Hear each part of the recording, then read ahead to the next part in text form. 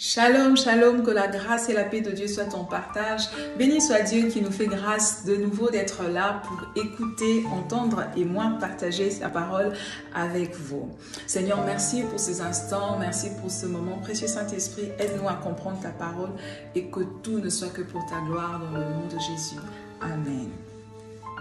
Bien-aimés, après le péché d'Adam et Ève dans le jardin d'Éden, Dieu est intervenu au chapitre 3 pour déterminer un peu ce que serait la vie sur la terre entre le serpent et la postérité de la femme. Dieu dit, « Je mettrai de l'hostilité entre la femme et le serpent, entre la descendance de la femme et celle du serpent. La descendance de la femme écrasera la tête du serpent et le serpent leur blessera le talon. » Quand tu regardes dans le dictionnaire, tu verras que le mot hostilité veut dire état de guerre. Donc, bien aimé, la vie sur la terre n'est pas comme pendant les vacances d'été où nous restons allongés sur une plage, sirotant un jus de fruits, prenant notre temps. La vie sur la terre est une guerre. Et si, comme moi, il t'arrive de dire « Oh Seigneur, jusqu'à ce quand je combattrai, Seigneur, vraiment, je ne fais que combattre, j'ai eu une victoire et tout de suite notre guerre se lève, mais Seigneur, est-ce que je peux vraiment respirer sur cette terre ?» Il n'y a pas longtemps, le Seigneur m'a dit, on te regarde bien autour de toi, tu n'es pas encore dans le paradis. Tu es sur la terre et le diable est sur la terre, donc tu as eu des combats, tu en as et tu en auras encore. Bien aimé, tant que nous sommes sur la terre, nous aurons des combats. Tu as combattu, tu combats et tu combattras. Donc c'est une chose que nous devons comprendre et avancer.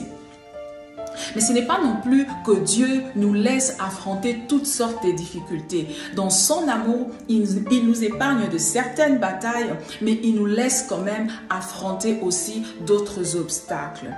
Mais tu sais, ça n'inquiète pas Dieu que tu aies de temps en temps des guerres, parce que la guerre en soi n'est pas un problème lorsque la victoire t'est garantie en Jésus-Christ. Alors je me demandais, qu'est-ce qui est important dans une guerre? À la fin d'un combat, à la fin d'un match, qu'est-ce qui intéresse vraiment les gens? Bien aimé, ça n'intéresse pas les gens de savoir combien de joueurs renommés étaient dans telle ou telle équipe. À la fin d'un combat, à la fin d'un match, d'un combat de boxe, d'un combat de catch, tout ce qui intéresse les gens, c'est de savoir qui a gagné. C'est les résultats finaux. Ainsi, dans le livre de Genèse au chapitre 3, le verset 15, Dieu, lorsqu'il parle de la bataille qu'il y aura entre toi et le diable sur la terre, Dieu ne s'attarde pas à raconter ce qui se passera au milieu du combat. Mais il passe directement au résultat final, à la fin de l'histoire. Il dit, à la fin de cette épreuve, à la fin de cette difficulté que traverse mon fils, ma fille, il y aura un vainqueur et un vaincu. Il y aura quelqu'un qui aura la tête écrasée et il y en aura un autre qui sera blessé mais debout. Et lorsque je lis ma Bible, mon frère, ma soeur, je me rends compte que celui qui aura la tête écrasée, ce n'est pas toi, mais c'est l'ennemi. Alléluia. Celui qui sera blessé mais debout, c'est toi. C'est toi. Bien-aimé, la plus grande difficulté pour nous maintenant, c'est lorsque nous nous trouvons au milieu du combat. C'est lorsque nous nous trouvons au milieu. Parce que tu sais, lorsque Dieu s'approche de toi pour te parler de ta vie, Dieu te parle directement de la fin de l'histoire. Il te parle des résultats finaux. La Bible dit dans Ésaïe qu'il annonce la fin avant le commencement. Dieu va au plus intéressant.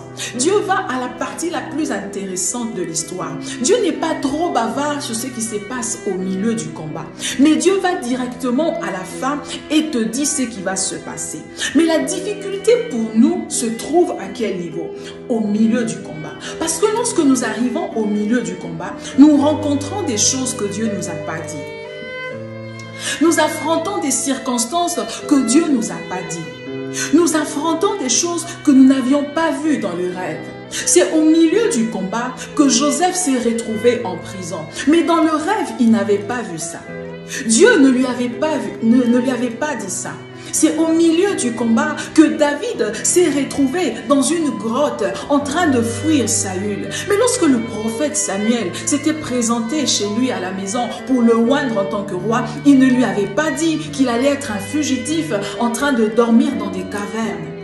C'est au milieu du combat que Marie a vu Jésus, son fils, être crucifié sur une croix. Mais lorsque l'ange est venu l'annoncer la nouvelle de la grossesse, il lui a dit que celui-ci, c'est un saint de Dieu. Il sera le roi d'Israël. Il ne lui avait pas parlé d'un fils qui serait crucifié. Au milieu du combat. Bien-aimé, c'est là qu'on rencontre les contradictions. Tu regardes la promesse de Dieu et les choses que tu es en train de vivre. Tu dis, mais qu'est-ce qui se passe?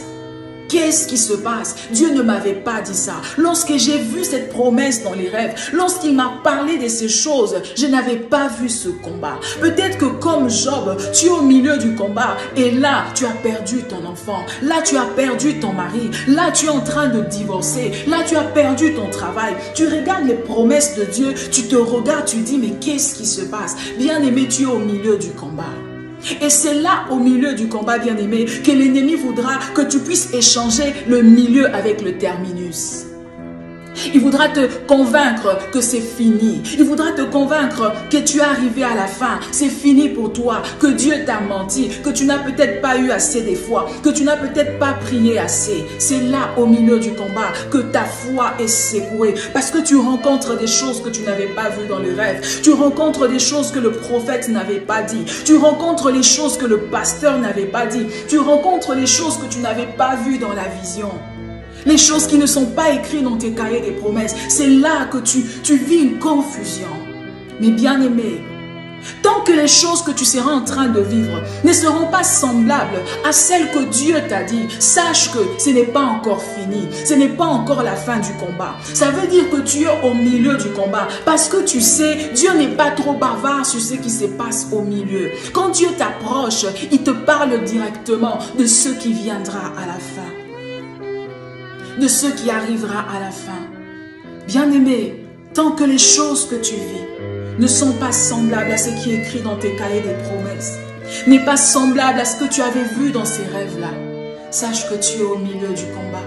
La douleur que tu ressens, c'est la douleur du milieu.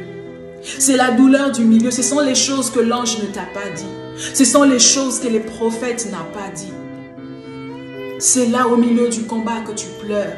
C'est là au milieu du combat que tu dis, mais est-ce que c'est Dieu qui m'avait vraiment parlé ou est-ce que c'est pas Dieu? C'est là au milieu du combat. C'est là que tu souffres. Bien-aimé, la vie n'est pas une récréation.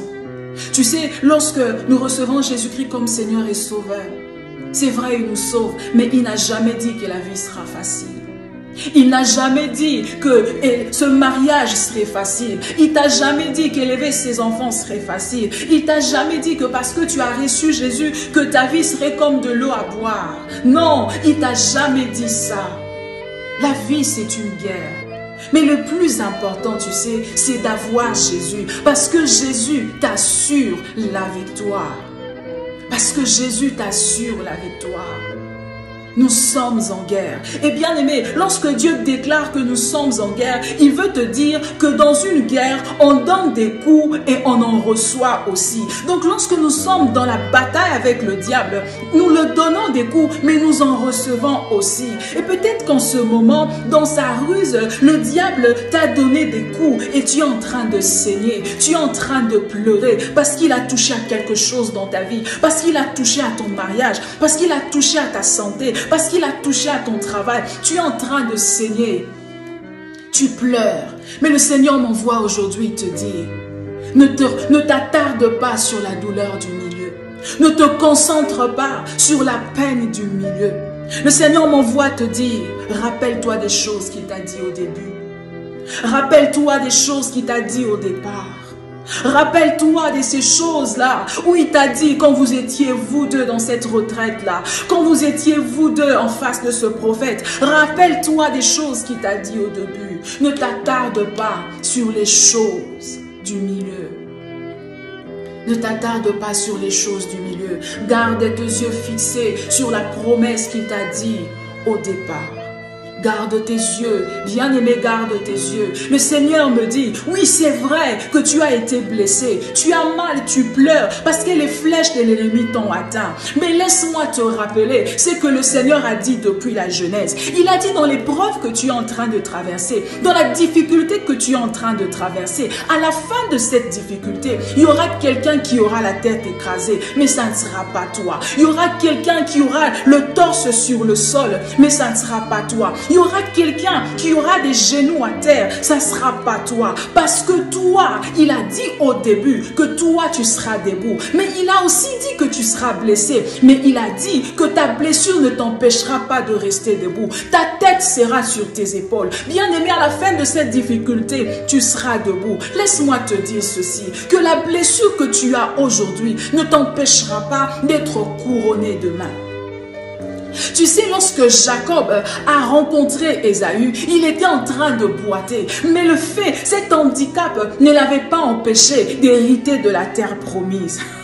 Bien-aimé, la douleur que tu ressens aujourd'hui, les flèches que l'ennemi a lancées contre toi aujourd'hui ne t'empêcheront pas d'atteindre ce sommet, ne t'empêcheront pas d'arriver à posséder ce que le Seigneur a dit que tu posséderas. Tu sais, Jésus, lorsqu'il est ressuscité et qu'il est entré dans le tabernacle céleste, bien-aimé, il avait des cicatrices sur lui, mais les cicatrices de toutes ces blessures n'ont pas empêché à Dieu de dire, viens mon fils, assieds-toi à ma droite jusqu'à ce que j'efface de tes ennemis ton marchepied. Laisse-moi te dire que cette blessure, ces coups, bien aimé, ça ne t'empêchera pas d'arriver à ce sommet. Même en boitant comme Jacob, oh, tu monteras sur ce ring, tu monteras sur ce podium, tu toucheras cette promesse, tu auras cette victoire, tu auras cet enfant, tu toucheras ce mariage. Bien aimé, les cicatrices et les handicaps du combat ne nous empêchent jamais d'atteindre la gloire. Le Seigneur m'envoie te dire, ne regarde pas la blessure, ne fixe pas tes yeux sur la douleur que tu ressens en ce moment. Pense à la promesse, attache-toi à ce que le Seigneur t'a dit au départ. N'abandonne pas la vie de foi, persévère, prie, continue, reste constant, n'abandonne pas, ne laisse pas, continue à prier, à s'aimer, à jeûner, à servir le Seigneur. Parce que ce que tu vis en ce moment, ce n'est que la douleur du milieu. Ce n'est que la douleur du milieu. La fin du combat a été déterminée depuis la Genèse. Dieu est passé directement au résultat final. Ce qui intéresse, c'est le résultat final. Et tu seras couronné. Avec tes cicatrices, tu seras couronné. Même en boitant, tu seras couronné. Bien-aimé, même en titubant, tu seras couronné. Persévère. Car la fin d'une chose, dit la Bible, vaut mieux que son commencement. Que Dieu te bénisse. Seigneur, merci pour ce moment, merci pour ta parole. Seigneur, je prie que tu fortifies mon frère, que tu fortifies ma soeur. Père, je prie dans le nom de Jésus, que celui qui était fatigué, celui dont la confusion était en train de ranger la foi, Père, je prie dans le nom de Jésus que tu les relèves, dans le nom de Jésus que tu les restaures. Éternel, que quelqu'un soit capable aujourd'hui de se relever et de continuer à marcher jusqu'à atteindre la finalité, la destination finale. Dans le nom de Jésus, j'ai ainsi prié. Dans le nom de Jésus, j'ai ainsi prié. Je dis merci Seigneur Jésus-Christ. Que Dieu te bénisse.